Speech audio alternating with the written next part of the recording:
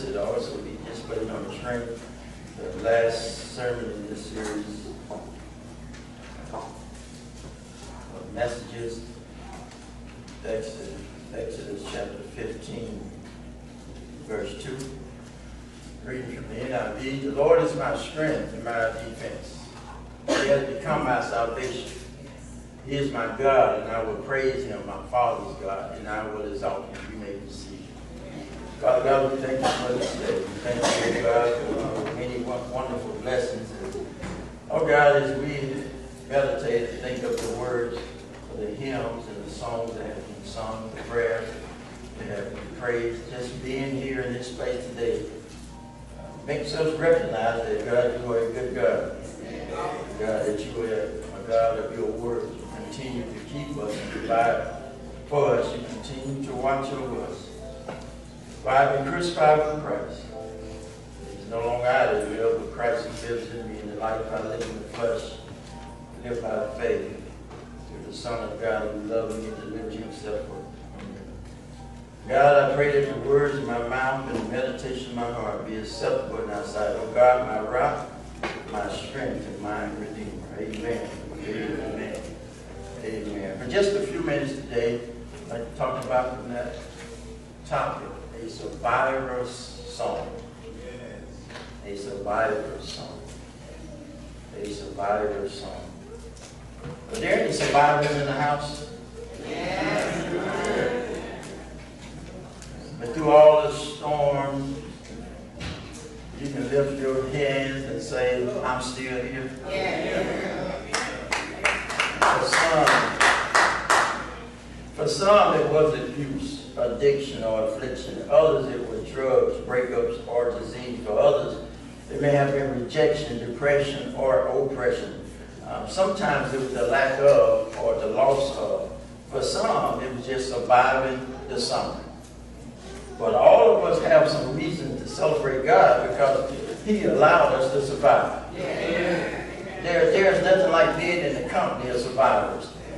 Some people who have gone through some things, but yet and still here, or maybe they're pressing through some things right now at this moment. There's nothing wrong. There's nothing like being with folks who have been through some things in life and who can pat you on the back as you pat them on the back and say, you know what, God has really been good to me. Exodus chapter 15 is the story or the reflection of some people who have survived. And in Exodus chapter 15, verses 1 through 21, they erupt into a praise party because God has brought them through something that no one else could have possibly brought them through. For 430 years, they have been in bondage. They now watch God do some things for them that they never imagined. Chapter 14 is in with the Israelites putting their trust in God.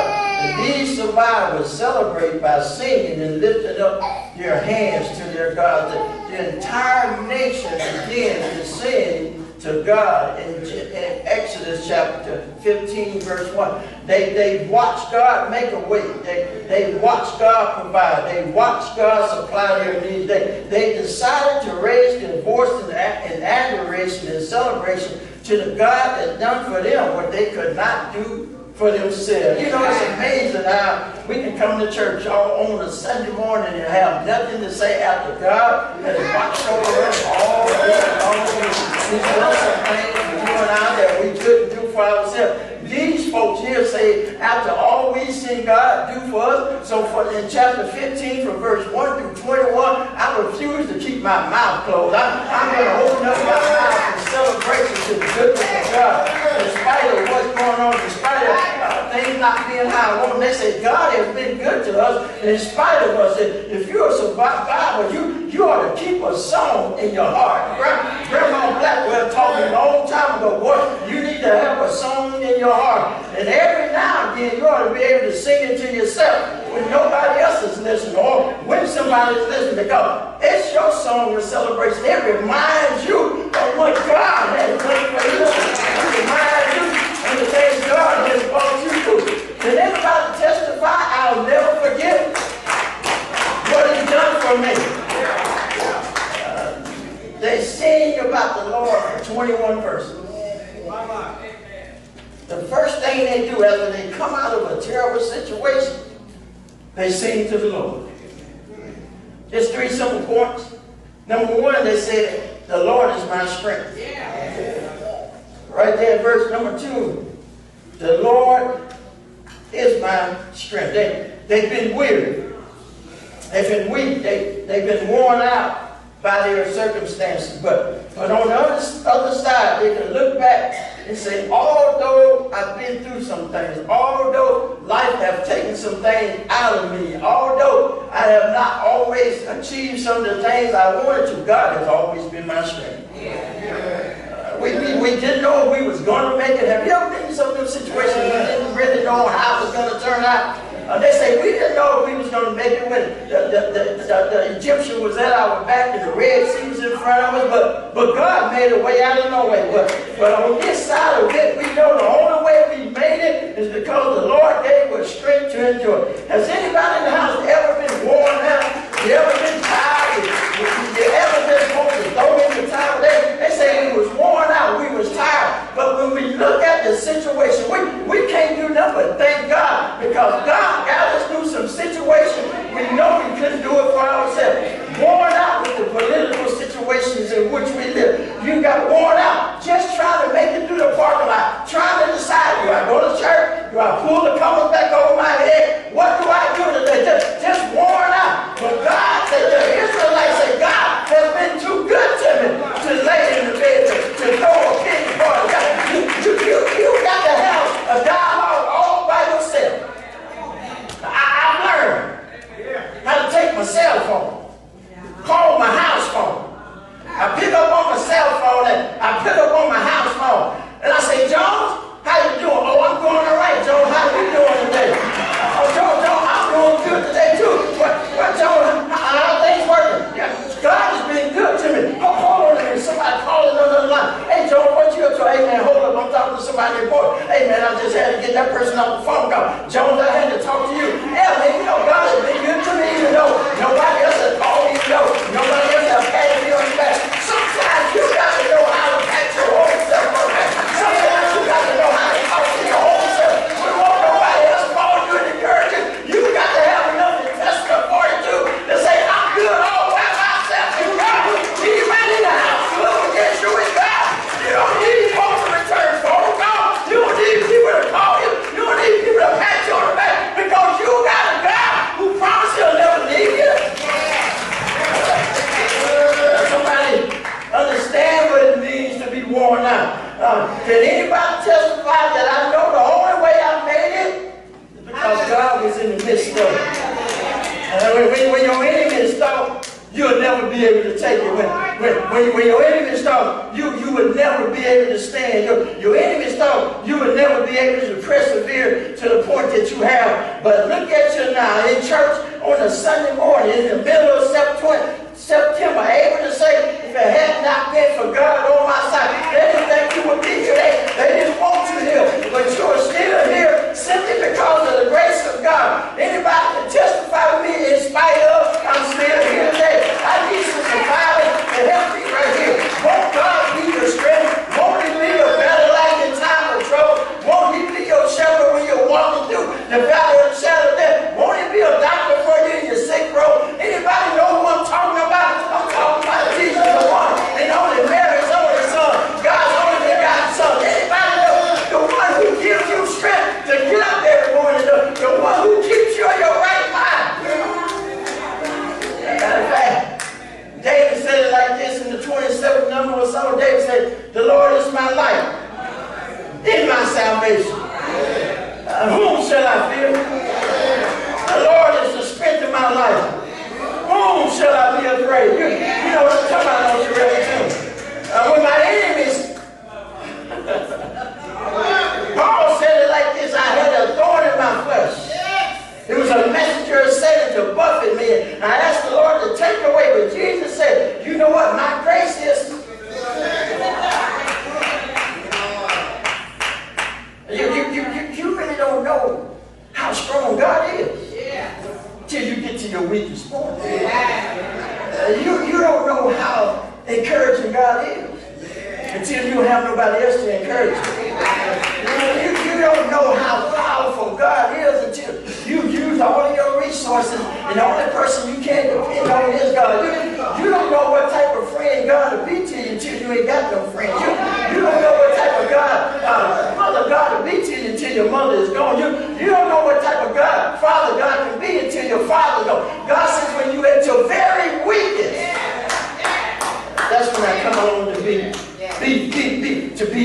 strength. Anybody ever been down for the count? Yes, sir. I mean, they hit you with a gut punch. Then they came back with an uppercut. And they just knew that it was over. They had counted you out. But don't you know you serve a God who will lift you up? He will strengthen you. He will hold you. He will support you. When you can't do for yourself, you and I serve a God that says, yeah, I know they counted you out, but you are still here. You know when you've been strengthened by God. You know how you know? Because you're taught differently. When God becomes your strength, you don't cuss folks out no more. When God becomes your strength, you don't have to look side-eyed at people no more. When God becomes your strength, you still can save folks' hands. But when God becomes your strength, you still can pray for folks. When God becomes your strength, you still can speak to folks. When God becomes your strength, you still know how to answer your phone when they call. When God becomes your strength, you don't mind checking on your enemy. Anybody in here has God as their strength? That's what you wouldn't do, but because God is your strength, you doing things now, and when you get your strength, you wouldn't do. As a matter of fact, your swag is different. You look different. You got a glow about you because you know God got you up this morning. You know God been protecting you day by day. There's something different about you when God becomes your strength because you know your help didn't come from you. Anybody in the household, all your help comes from the Lord. You do things different. There's something different about you. It can't nobody take away what God put in you. Can't nobody take your testimony. When everybody else sits down on you, don't mind. Be the only one in the house say, I got a testimony. What God has done for me. Anybody got a testimony this morning that He brought you out, that He brought you through, that He was your bridge over trouble water. Anybody in the house love me celebrating? God was the God that He was with. Anybody got that God? I'm talking to somebody in the house that you need.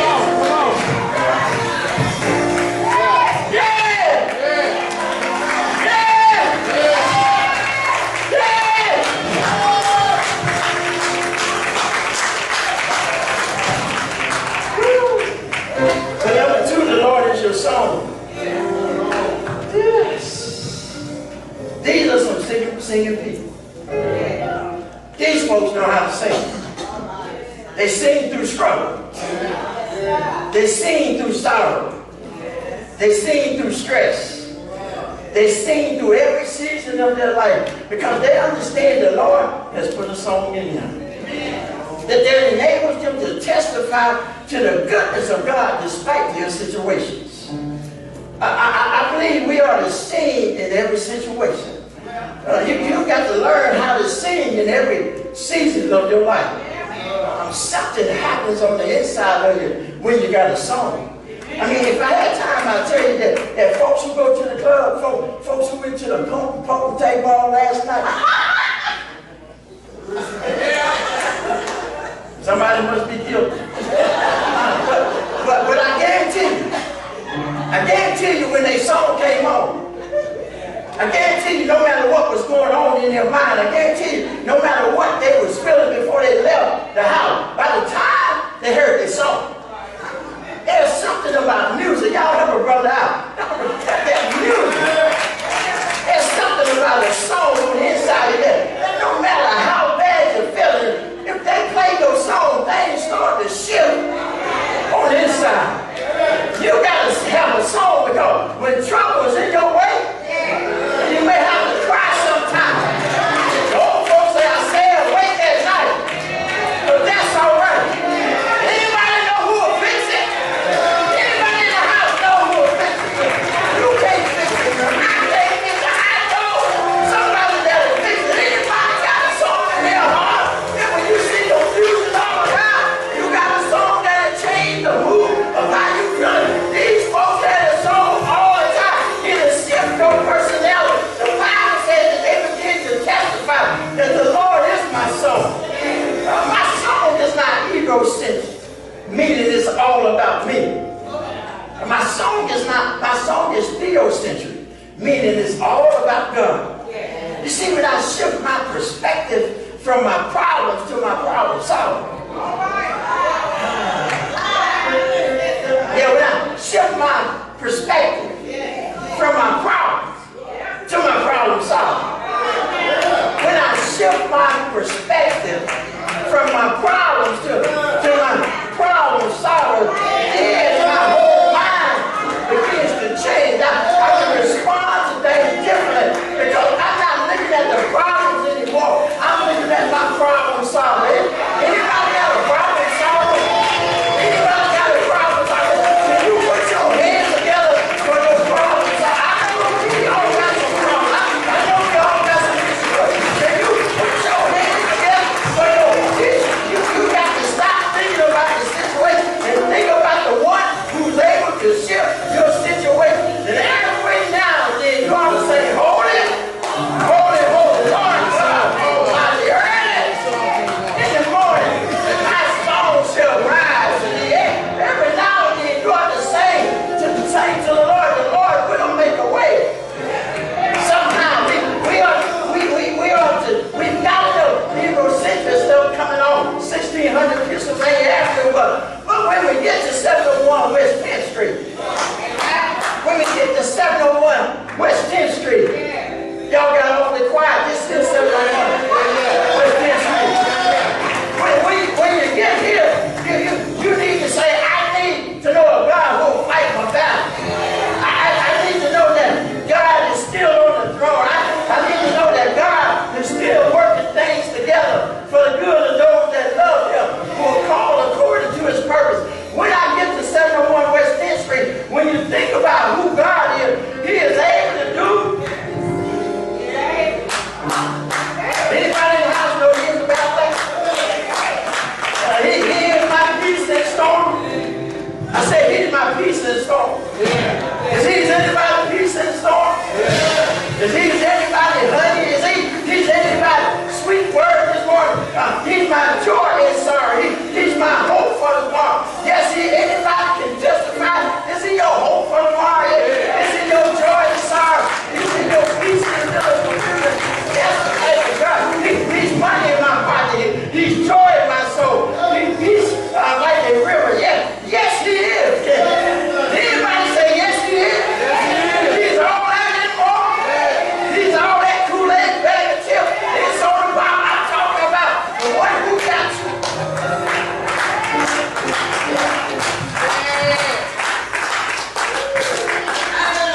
Third and final, He has become my salvation. He has become my salvation.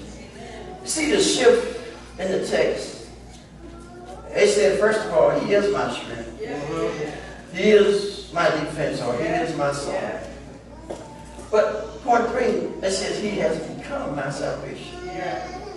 He has become my salvation. This suggests that when I need Him, and whatever I need Him to become, He becomes just what I need. Just what I need. I had an enemy. But the sin is I had an enemy that was too big for me. And I couldn't handle this enemy by myself. Anybody has an enemy that was too big for you? That you couldn't handle by yourself? And so they're saying, so God became the one who was bigger than the enemy that was too big for me. I'm not talking a little bit louder. And they're saying God became bigger than the enemy than who was too big for me. Here it is. I was going along just fine. Everything was working. Then I made a misstep and I got into something I couldn't get myself out of it. Then God set up and said, I know you can't get yourself out of it, even though you got yourself in it. So I will come in and snatch you out of that situation. And that you got yourself in, I'll become your salvation. I know, but y'all ain't never got yourself into nothing. I know that. It means when we find ourselves in circumstances that we can't handle by ourselves, God then becomes our salvation. Okay, Yahweh becomes your Yeshua. Yes. I got a half here. Yahweh becomes your Yeshua. Yeshua means deliverer from distress. It means victory over an adversary. It means help in a time of need. Every time I need Him to hook a brother up or help a sister out, He's always showed up. This reminds me of what I heard in Sunday school. You realize Yeshua is not just the Hebrew word for salvation, but in its transliteration of the Greek word, it's a name that means it's a name above every name. And that name is Jesus. See, the New Testament reminds me that I was in a situation I couldn't handle by myself. I mean, don't the New Testament remind you that all have sinned? So the New Testament reminded me that I found myself in a situation that I couldn't pay for myself. I had an enemy that was too big for me, and that enemy was Satan. But God sent Jesus Christ and said, I got more power than your enemy has, so I'm going to deliver you from the power of your enemy and let you know that I will become your salvation. Or let me say it like this. I was the one who intentionally went in the way I know I was supposed to go. I got real quiet. Did mama ever tell you not to do something, but you did it anyway? And I know I'm the only one that Big Mama ever said, don't do it. Can I get some hands there? I know some of y'all always did what was right. You always did what you were supposed to do.